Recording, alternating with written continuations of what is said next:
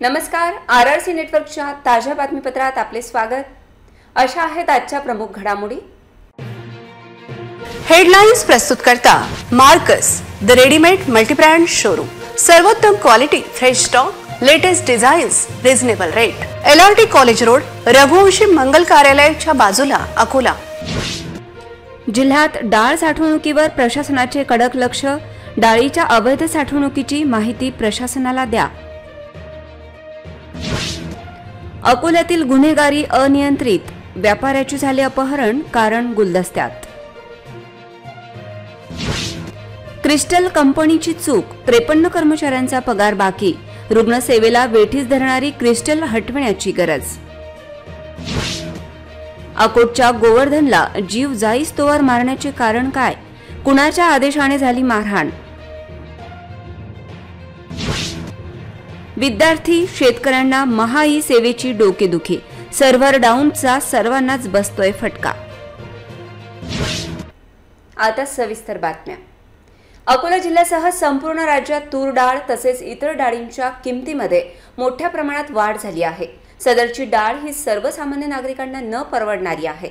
डाळीची साठेबाजी होऊ नये यासाठी प्रशासनाने कंबर कसली आहे। सुरेश राठोड यांचा विशेष रिपोर्ट। अकोला जिल्ह्यासह संपूर्ण राज्यात डाळीच्या किमतींमध्ये मोठ्या प्रमाणात वाढ झाली आहे। या काळात डाळवर्गीय धान्याची कुठेही साठेबाजी होऊ नये याकरिता घाऊक, किरकोळ व्यापारी तसेच मिलर्स एक्सपोर्ट्स करिता निर्बंध लागू करण्यात आले आहेत। यामध्ये घाऊक व्यापाऱ्यांसाठी प्रत्येक डाळीसाठी 200 मेट्रिक टन, किरकोळ व्यापाऱ्यांसाठी प्रत्येक डाळीसाठी 5 मेट्रिक टन, बिग चेन रिटेलर्ससाठी प्रत्येक डाळीच्या आउटलेटसाठी 5 मेट्रिक टन व डेपोसाठी 200 मेट्रिक टन तसेच मिलर्स व इम्पोर्टर्ससाठी डाळीच्या साठवणुकीचे निर्देश देण्यात आले आहेत। या अनुषंगाने अकोला जिल्ह्यात तसेच शहराच्या भागात धडक तपासणी मोहीम राबविण्याचे निर्देश शासनाच्या वतीने देण्यात आले होते। या अनुषंगाने जिल्हाधिकारी अजित कुंभार यांच्या मार्गदर्शनात जिल्हा पुरवठा विभागामार्फत अकोला शहरासह जिल्ह्यातील विविध तूर डाळ व इतर डाळवर्गीय धान्याची साठवणूक करणाऱ्यांची तपासणी मोहीम सुरू करण्यात आली। अकोला जिल्ह्यात डाळ सदृश धान्याची कुठेही साठेबाजी होत असल्यास याबाबतची माहिती जिल्हा पुरवठा विभागाला द्यावी, अशी माहिती उपजिल्हाधिकारी तसेच प्रभारी जिल्हा पुरवठा अधिकारी अनिल माचेवाड यांनी आरआरसी न्यूजशी बोलताना दिली। जिल्ह्यातील सर्व डाळ मिलर, व्यापारी, स्टॉकिस्ट या सर्वांच्या तपासण्या करण्याच्या सूचना दिलेल्या आहेत। त्या अनुषंगाने अकोला जिल्ह्यामध्ये आपल्या इथे तपासण्या सुरू करण्यात आलेल्या आहेत। अकोला जिल्ह्यामध्ये नोंदणीकृत मिलर, स्टॉकिस्ट आणि व्यापारी यांची संख्या 370 असून त्यातील बहुतांश संख्या ह्या अकोला शहर व आसपास आहेत। त्याच्या तपासणीची मोहीम मोठ्या प्रमाणावरती आपल्या जिल्ह्यामध्ये सुरुवात झालेली आहे। सगळ्या ठिकाणी पुरवठा विभागाची पथकं याच्या तपासणी करत आहेत। मी याद्वारे सर्वसामान्य जनतेला आणि डाळवर्गीय पिकांच्या व्यापार करणाऱ्या व्यापारी बंधूंनाही असे आवाहन करतो की शासनाने ठरवून दिलेल्या मर्यादेपेक्षा कोणीही डाळींचा साठा करू नये, जेणेकरून कोणी अवैध जर साठा केला तर त्यामुळे या पिकांच्या, या डाळींच्या किमती वाढ होण्याची शक्यता आहे, जेणेकरून सर्वसामान्य नागरिकांना त्याचा त्रास होण्याची शक्यता नाकारता येत नाही। त्यामुळे शासनाच्या वतीने सर्व या प्रतिष्ठानांची चौकशी चालू आहे। या चौकशीमध्ये जे काही चौकशी अंती निर्देशनास येतील गोष्टी त्या आम्ही शासनाला कळवू, परंतु कोणीही अवैध साठा करू नये अशा पद्धतीने मी आपण सर्वांना आवाहन। गेल्या काही दिवसांपासून अकोल्यातील स्थानिक गुन्हेगारी नियंत्रणात नसल्याचे चित्र आहे। दरोडा, चोरी, खून, मारामारी, लूटमार या घटनांमुळे अकोल्याच्या सामान्य नागरिकांमध्ये असुरक्षितता निर्माण झाली आहे। अकबर खान यांचा विशेष रिपोर्ट।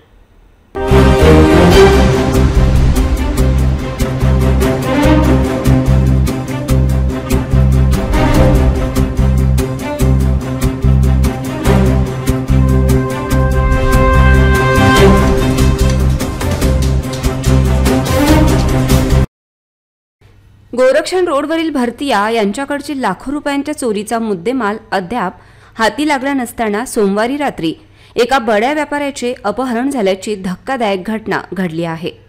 हा गंभीर प्रश्न असून अकोल्यातील सामान्य नागरिकांसह व्यापारी सुरक्षित नसल्याचे चित्र आहे।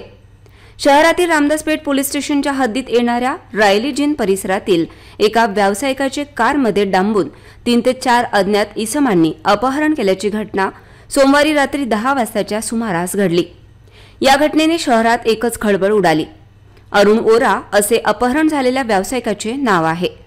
ओरा हे रात्री काही कामानिमित्त घराबाहेर पडले होते।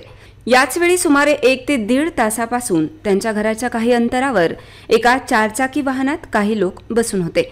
ओरा त्या कारजवळ येताच त्यातून उतरलेल्या 3 व्यक्तींनी त्यांना जबरदस्ती कारमध्ये डांबून नेले असल्याची माहिती प्रत्यक्षदर्शींनी पोलिसांना दिली। व्यावसायिक ओरा यांचा काचेची बॉटल खरेदी व विक्री करण्याचा व्यवसाय आहे। आर्थिकदृष्ट्या सक्षम नसलेल्या क्रिस्टल कंपनीमुळे जिल्हा रुग्णालयातील 53 कर्मचाऱ्यांचे पगार 7 महिन्यांपासून प्रलंबित आहेत, तर दुसरीकडे याच कंपनीचे मेडिकल कॉलेजच्या 14 कर्मचाऱ्यांचे पगार झाले आहेत। जिल्हा रुग्णालयात आज क्रिस्टलच्या कर्मचाऱ्यांनी आंदोलन केले। हमारी मांगे पूरी करो, हमारी मांगे पूरी करो, पगार आमचा पगार आमचा। जिल्हा रुग्णालयातून पेमेंटची प्रक्रिया पूर्ण झाली असताना ट्रेझरीची त्रुटी दूर करण्यात क्रिस्टल अग्रेसर नाही असे असताना क्रिस्टलने स्वतःहून 53 कर्मचाऱ्यांचे पगार करण्याची गरज होती, पण ती त्यांनी केली नाही। म्हणून हे 53 कर्मचारी उपोषणाला बसले आहेत। त्यांच्यामुळे रुग्णसेवा बाधित होत आहे। रुग्णालयातील संपकरी 53 क्रिस्टलचे कर्मचारी हे वैद्यकीय महाविद्यालयातील 14 कर्मचाऱ्यांना देखील काम करू देत नसल्याची प्रशासनाची ओरड आहे। हा सर्व प्रकार गंभीर असून यामुळे वैद्यकीय महाविद्यालयातील त्याचबरोबर जिल्हा रुग्णालयातील आरोग्य सेवा बाधित होत आहे। अशा परिस्थितीत क्रिस्टलचा करारनामा रद्द करण्याची मागणी समोर येत आहे। त्याचबरोबर जे कर्मचारी गैरहजर राहतात त्यांना हजर दाखविण्याचा प्रयत्न करणारे शासकीय कर्मचारी कोण याचाही शोध प्रशासनाने घेण्याची गरज आहे। रुग्णालयातील 53 कर्मचाऱ्यांचे पगार थकीत आहेत। यापैकी काही कर्मचारी हे ड्युटीवर हजर नसतात। त्यांनी रुग्णालयातील कर्मचाऱ्यांना हाताशी धरत हजेरी नोंदविणे सुरूच ठेवले आहे। क्रिस्टलच्या पेमेंटचा प्रश्न आमच्या स्तरावर नाही, त्याची प्रशासकीय मान्यता नाही, त्याचबरोबर त्यांचा करारनामा पूर्ण नाही, ट्रेझरीमध्ये ते पूर्ण कागदपत्रे सबमिट करत नाहीत, त्यामुळे त्यांच्या कर्मचाऱ्यांचे पगार प्रलंबित आहेत असे मत जिल्हा शल्यचिकित्सक डॉक्टर मीनाक्षी गजेभिये यांनी व्यक्त केले। अकोट येथील मोबाईल चोरी प्रकरणात गोवर्धन हरमकार याचा मृत्यू झाला, पण त्याला इतके मारण्याचा आदेश दिला तरी कोणी असा प्रश्न उपस्थित होत आहे। हा महत्त्वपूर्ण प्रश्न पोलीस दलात चर्चेला जात आहे। अकोट येथील पोलीस कर्मचाऱ्यांवर कारवाईचा आदेश दिला जात असेल आणि आदेश देणारे नामानिराळे राहणार असतील तर ही पोलीस कर्मचाऱ्यांची ही फसवणूक आहे अशी चर्चा पोलीस दलात आहे। वरिष्ठांच्या आदेशाने पोलिसांनी काम केले असताना केवळ पोलीस कर्मचाऱ्यांना निलंबित करण्याचे कारण काय असा प्रश्न उपस्थित होत आहे। चोरीची उकल करण्यासाठी गुन्हा दाखल न करता, अटक न करता परस्पर 3rd डिग्री वापरण्याचा आदेश अकोट पोलिसांना कोणी दिला? मोबाईल चोरीचा प्रश्न इतका प्रतिष्ठेचा का करण्यात आला आणि त्यात गोवर्धनचा जीव जाईस्तोवर पोलिसांनी 3rd डिग्री का वापरली असा प्रश्न पोलीस दलात चर्चेत आहे। या प्रकरणातील इतर आरोपी कोण आणि अजून किती आरोपी फरार आहेत, त्यांना अद्याप अटक का नाही, ज्यांना अटक केले त्यांचे FIR मध्ये नाव का नाही अशी विचारणा नागरिकांकडून होत आहे। गोवर्धन हरमकार यांच्या हत्या प्रकरणात अकोट पोलीस स्टेशनचे 4 कर्मचारी असल्याची नोंद FIR मध्ये आहे। असे असताना यातील 3घांच्या नावाची नोंदच FIR मध्ये नाही, त्यामुळे या प्रकरणात ज्यांचा संबंध नाही त्यांच्याकडे नाहक संशयाने पाहिले जात आहे। 16 जानेवारी 2024 रोजी ही घटना घडली असून या प्रकरणात 302 अर्थात हत्येचा गुन्हा दाखल आहे।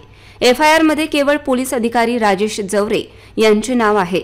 इतर 3 पोलीस अंमलदार यांचे नाव नाही, केवळ हुद्दा आहे। घटना पोलीस स्टेशनमध्ये होत असताना आरोपींचे नाव का समोर आले नाही असा प्रश्न उपस्थित होत आहे। त्यामुळे या सर्व प्रकरणात संशय निर्माण होत आहे। गेल्या 1 महिन्यात या प्रकरणात काहींची बदली, काहींचे निलंबन, काहींना अटक आणि काही फरार असे चित्र असून पोलीस दलात या सर्व प्रकरणात खळबळ माजली आहे। या प्रकरणात गुन्हा दाखल असलेले 2 अज्ञात कर्मचारी कोण, त्यांचा खुलासा अद्याप झालेला नाही। त्यामुळे सर्वच कर्मचाऱ्यांकडे संशयाच्या सुईने पाहिले जात आहे। वरिष्ठांनी यावरचा पडदा दूर करण्याची गरज व्यक्त केली जात आहे। कृषी विभाग, महाबीज, बियाणे कंपन्या आणि कृषी विद्यापीठ यांच्या समन्वयाच्या अभावाचा फटका येत्या खरीप हंगामात बसण्याची भीती व्यक्त केली जात आहे। सोयाबीन बियाणे पुरेसे आहे की नाही याची खातरजमा कृषी विभागाने करत त्याचा खुलासा करण्याची गरज आहे। शेतकऱ्यांना मात्र सोयाबीन बियाणे हवे आहे। येत्या मे अखेर सर्व बियाणे बाजारात उपलब्ध करण्यात येणार असल्याचे महाबीजचे म्हणणे आहे। दरम्यान अनुदानावर बियाणे उपलब्ध केले जात असल्याने 30% बियाणे महाबीजला राखून ठेवावे लागणार आहे। दरम्यान विविध कृषी विभागात समन्वयाचा अभाव असल्याने शेतकऱ्यांना योग्य वेळी बियाणे प्राप्त होईल की नाही याविषयी साशंकता व्यक्त केली जात आहे। बार्शी टाकळी पोलिसांनी रेडवा फाट्याजवळ नाकाबंदी करून एका पिकअप बोलेरो वाहनातून कत्तलीकरिता जाणाऱ्या 3 गोवंशांना जीवदान दिले असून या प्रकरणी बार्शी टाकळी पोलिसांनी 3 जणांना अटक केली आहे। पोलिसांनी दिलेल्या माहितीनुसार अकोला ते मंगरुळपीर राष्ट्रीय महामार्गावर रेडवा फाट्याजवळ नाकाबंदी करत असताना पोलिसांना एका बोलेरो वाहनावर संशय आला। वाहनाची तपासणी केल्यावर त्यातून 3 गोवंश सापडले। या गोवंशांची किंमत 6,30,000 रुपये असल्याचे सांगितले जात आहे। पोलिसांनी सदर गोवंशांचा अवैध वाहतूक करणाऱ्या जमीनुद्दीन अमीनुद्दीन राहणार खदान अकोला आणि शेख सलीम शेख करीम राहणार लोही तालुका दिग्रस यांच्यावर प्राणी संरक्षण कायद्याअंतर्गत गुन्हा दाखल केलाय। सदरची कारवाई बार्शी टाकळी पोलीस स्टेशनचे ठाणेदार शिरीष खंडारे, पोलीस कर्मचारी नागसेन वानखळे, मंगेश महाजन, मनीष घुगे आणि नामदेव भोरकडे यांनी केली। पोलिसांनी केलेल्या या कारवाईमुळे गोवंशाच्या अवैध वाहतुकीवर आळा घालण्यास मदत होईल।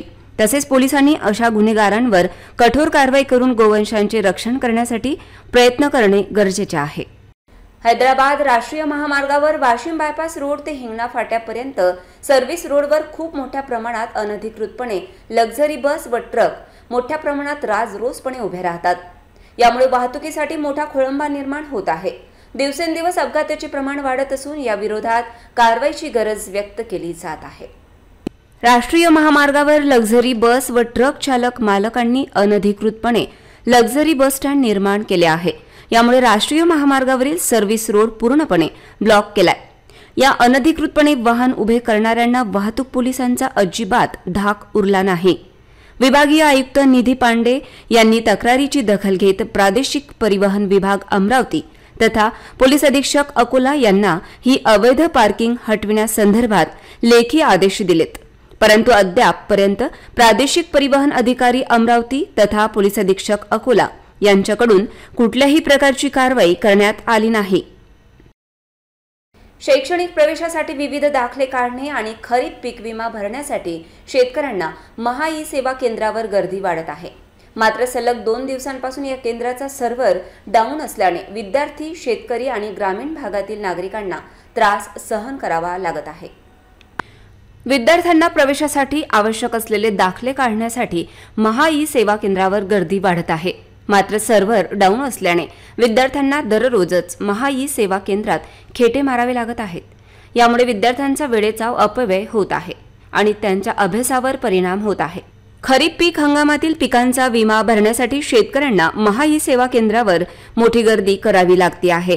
मात्र सर्व्हर डाऊन असल्याने शेतकऱ्यांना विमा भरण्यास अडचण येत आहे। यामुळे शेतकऱ्यांच्या विमा भरण्याच्या प्रक्रियेत विलंब होत आहे। महा ई सेवा केंद्राचा सर्व्हर वारंवार डाऊन होत असल्याने नागरिकांमध्ये तीव्र नाराजी व्यक्त केली जात आहे। नागरिकांना आपली कामे वेळेवर पूर्ण करता येत नसल्याने त्यांना त्रास सहन करावा लागतो आहे।